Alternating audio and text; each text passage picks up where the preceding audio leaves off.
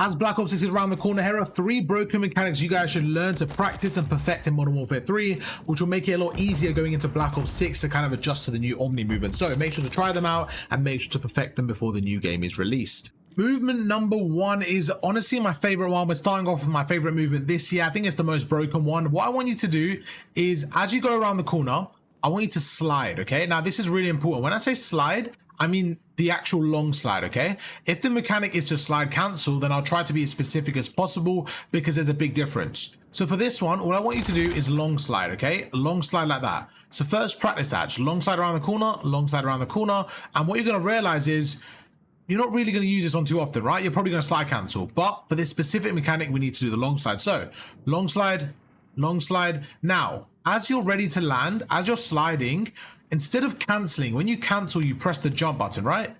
You kind of stop there. You see what you do? You double tap the slide button and stop, or you press the jump button and you land, okay? So there's 2 ways of kind of slide canceling. One is you slide A, or you do slide, slide A, cancel. It just depends on what you want to do. So you can either slide, jump, aim in, or you can slide, aim in, and jump. Either way, you're going to kind of stop where you are, right? You can double tap the slide button. It really just depends. Me personally, I just slide around the corner and press the A button. That's it.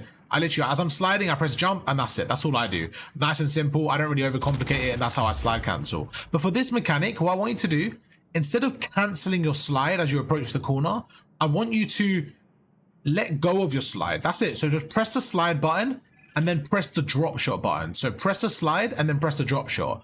And when you do it properly, what you're going to realize is it goes in one motion like this. So instead of going around the corner like sliding like this, we're going to be drop shotting around the corner. Where's the bot? The bot's not even spawned in. Okay, there you go. So we're going to be doing this. We're going to be sliding and drop shotting around the corner. And it just makes it so much harder. Let me show you right now. We go through. Hopefully the bot can kill me. Let's see how it looks on the enemy's POV. In this case, my good friend, the bot, Kothari, is helping us out. Yeah, there you go. You see how we go around the corner and we're able to drop shot? It's basically a faster way of drop shotting. And what happens is, because let's say in this scenario, right? The opponent's standing right there. They're going to expect me to come forward. I'm either going to jump across or I'm going to slide forward, right? They're going to expect one of the two. But if I was to do this instead, they're not really going to pre-aim this corner. Think about it. Like, what a weird off angle that is. They're either going to be centered on, like, around there in the middle, or they're going to be kind of centered towards the wall, right? No one's really expecting you to go around the corner into a drop shot.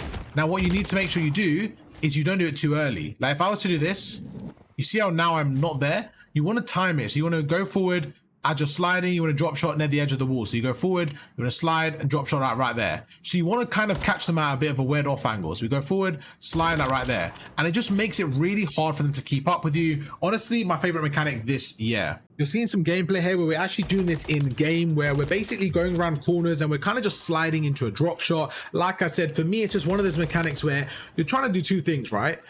When you're trying to camera an opponent, okay, I want you guys to think of it like this. You're essentially in charge of the movement. So let's say you're sliding right into a drop shot. You know that when you're drop shotting, you can adjust your centering, right? Because you know what you're doing.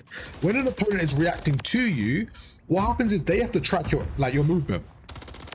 That's why when you're the player kind of in charge of the movement, you're the one doing all the stuff, like you're the one jumping or drop shotting or being in charge of the movement, it makes it incredibly hard to play against because they're always reacting off you. So if you can do this and go, it's kind of combining off angles with sliding, right? So for me, it's the best of both worlds because I love a normal drop shot, but the good thing about this is you can't really do a normal drop shot around a corner while being fast. So this is like a fast version of doing that drop shot. At the start, you might struggle, but the more you do this, the better you'll become. Make sure to practice it in a private game. Keep on practicing, keep on trying to perfect it. And my biggest advice would be watch the kill cam. If you try it, watch the kill cam and say, okay, does it look good? Oh, okay, it actually looks pretty good. Maybe I just didn't execute it there, but I got the mechanic down.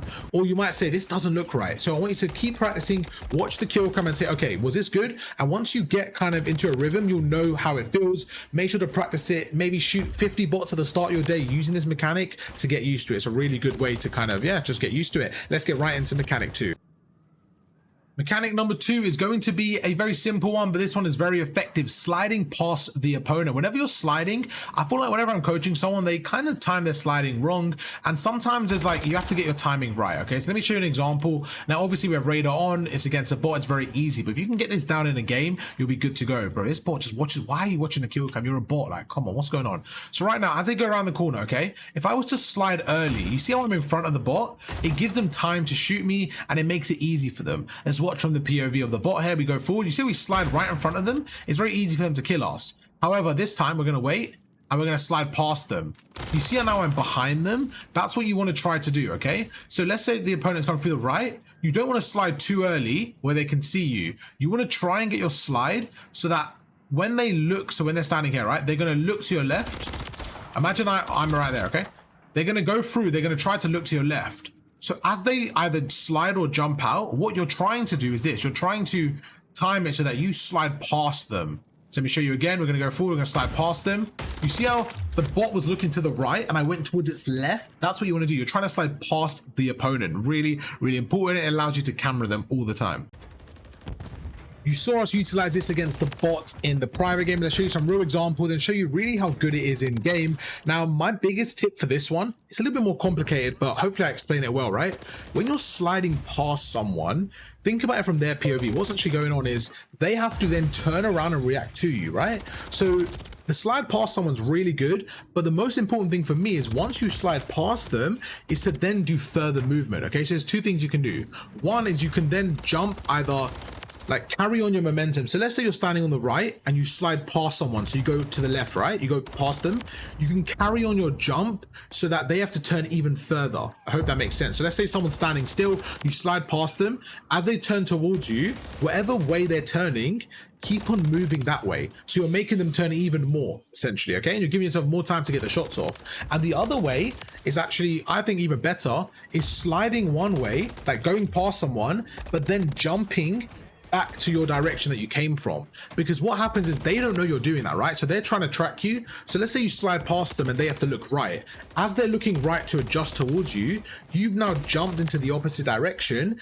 They now have to aim left again. By the time they go between right and left, you should have enough time to kill them, okay? Make sure when you're doing this, you're focusing on your centering. So what you're first doing is sliding past them. Then you have basically the information and the timings because you're behind them. And then all you have to do is add a bit more movement. As you're doing this, focus on your centering. And what happens is you should be able to get loads of kills like this. Again, it does come down to timings. And don't always try this one. This one's very situational when, for example, you saw somebody around a corner, you know they're by the door. And this one is one of those where you may mess up sometimes because if you slide out and they're kind of in the better angle and they just expect it, you're going to be out in the open, okay? So the best thing you could do is slide in scenarios where you know they're just around the corner, playing like a really tight angle, and you can go past them. And don't be afraid to shoot while you're sliding. Again, just try things out. This is going to be a bit of a learning curve, so make sure you're trying things, utilizing them, and it will become a lot more easier, a lot more natural. And if you can get this down, let's say someone's behind a box, right, and you slide past them, you're basically going to get shots as you're sliding, and you're guaranteed to get that damage off. So say somebody's a bit weak, right, you're sliding right past them,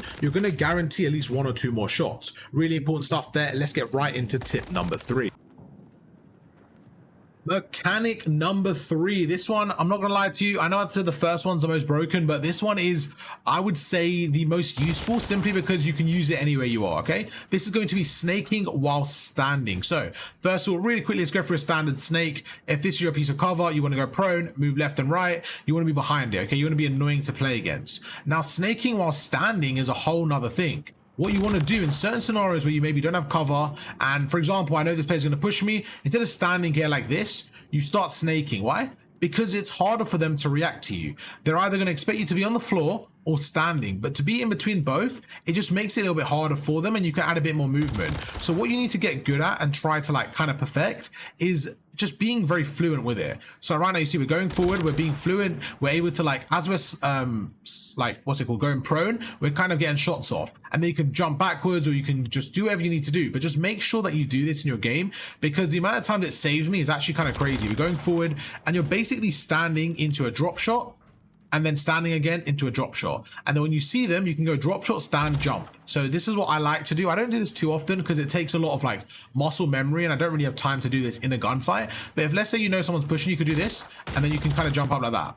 So you can like go prone and then you can jump up. Now you will lose like a second. Like as I'm shooting and I jump up, I lose a second, but because of the movement you're gaining, sometimes it works out okay. Now obviously in some situations you can just stay prone. You could just do this. You can go forward and just stay prone. But sometimes if you want again to mix things up, you can, let me show you again while we reload. So you can go forward. I'm like, okay, where's this opponent? So imagine I'm in a 1v1, right? I know where they're coming from. I shoulder the corner.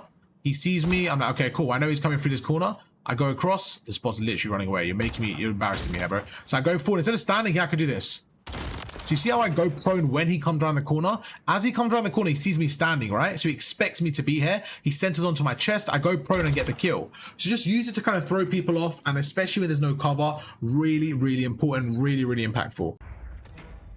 I feel like every year there's always like a broken mechanic that just allows you to, you know, improve in the game and just take over. But for me, the reason why this one's so important to include in the video, because this is the same every year. And I think it's really important to have these kind of mechanics in your locker, because you guys know with Omni movement, right? There's so many advanced stuff, but in certain games, like for example, last year there was a drop shot double jump. Okay. I love that one. It was really broken, but it wasn't in this year. So if you've relied on that, this year you're in a bit of a worse situation because you're like, oh, I don't really know what to do.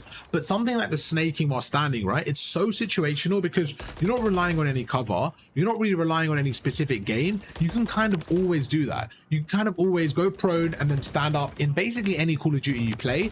And it's really impactful because even like in situations where somebody catches you off guard, it just gives you that extra edge to get that kill. And honestly, like even if you can use this and maybe win like 2 or 3 more gunfights a game that you probably shouldn't win, that's going to be really impactful because there's certain gunfights where you should lose, right? Where the opponents have the health advantage, they jump around the corner. So if you can win those in a game, it's really going to just make those closer games more kind of lean into your favor. So for me, this is one of the most important ones to kind of practice and learn because like I said, it's so situational. Warzone, multiplayer, Black Ops 6, wherever you're playing, you're going to be able to use this. And once again, not relying on cover is really important because it's not map dependent, it's not weapon dependent. It's just a really good way of making sure that you're a harder target to hit in the game. YouTube, that's going to be all 3 mechanics. Hope you guys enjoyed the video. If you did, drop a like. Let me know what you guys want to see next time as we head into Black Ops 6. The preparation is here. We're on the final stretch. So make sure to subscribe because the journey is going to be good in Black Ops 6. Catch you guys then. Peace.